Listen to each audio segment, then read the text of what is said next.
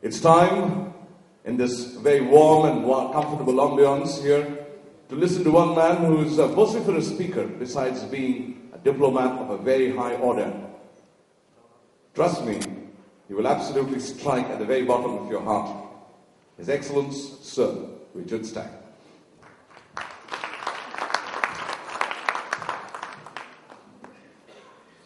Thank you for that very generous introduction, and I'll try and do my best to live up to it. First of all, I should apologise that I had to leave very early, but I am going to another event designed to promote links between Britain and India, this time in the education area, so that I will be continuing to promote the same cause which you all here this evening are promoting in terms of building a stronger long-term relationship between Britain and India. Secondly, I wanted to say a thank you to the NRI Institute for all their work last night, for those of you who came to our residence. It was beautifully organised and decked out, and I said then I'd like to repeat that the vast bulk of the work was done by the NRI Institute, led by Jagmohan Singh, and so it's a great pleasure to work with him, and a very professional and effective organisation he delivered last night.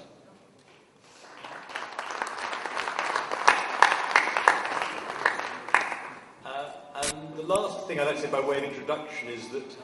I said I had sadly to leave early, but for those of you who've got time to stay, I recommend doing so,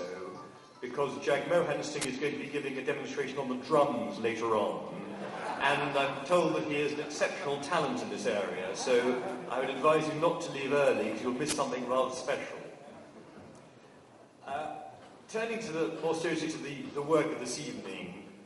as I said last night, the Indian community in Britain is an exceptional example of how a community can both retain its roots and its links to the country from which it came,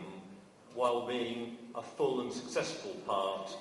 of the country in which it lives. And I think there is no other community which has achieved that same blend of retaining strong links back where people came from,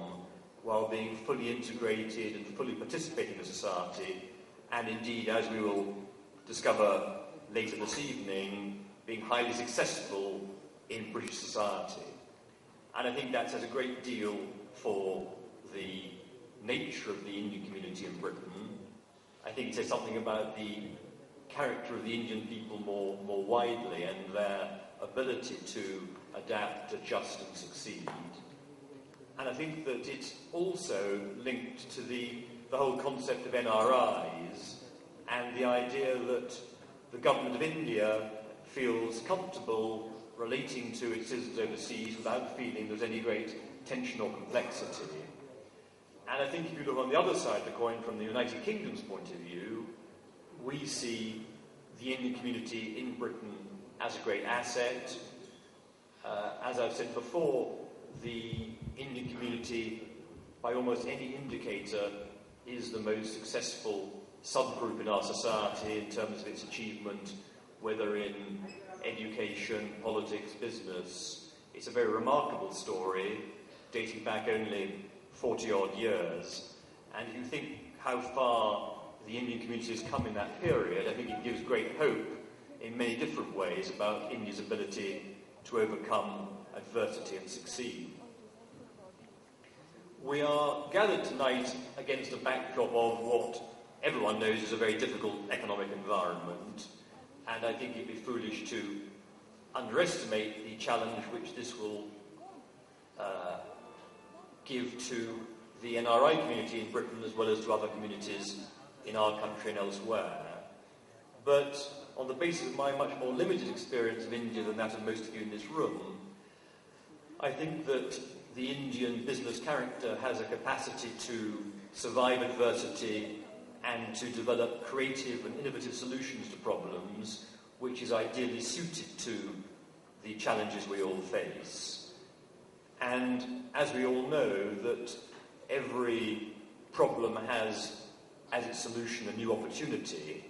and certainly from my perspective, there is no community in Britain which seems to me more likely to bring the entrepreneurship and creativity to bear, which are likely to lead to these issues being addressed and resolved successfully. And if you look back in time, it's very often those who have courage and imagination in the dark days who end up being the most successful when the cycle turns and prosperity returns. So I think that there is real reason for optimism over time for the NRI community in Britain, even if it, like the rest of the country, is going through quite a difficult period, and indeed as is India itself. Turning to the awards that we are going to be giving out this evening, I think one of the many things that both India and Jag Mohan Singh bring personally to this occasion is slightly un-British willingness to celebrate success. I think if you wanted me to define one of the less brilliant parts of the British personality, it's a slight tendency to downplay success and occasionally even denigrate success and try and take pot shots at those who have succeeded. I think that's a pretty unsatisfactory aspect of our national personality, and I'm really delighted to be associated with a much more bold and positive way of saying this is marvellous, not just for the individuals concerned, but for our society more widely, that these people are contributing economically in terms of generating jobs and growth, but they are also in many cases contributing through work with social groups, non-governmental organisations, contributing to the wider development of British society. And so I think it's brilliant news that this evening's event is going to allow us to celebrate these contributions, to put them in lights, and give real credit and praise to those who have achieved so much. So I will not go any longer because I've been told very firmly by the life president of the NRI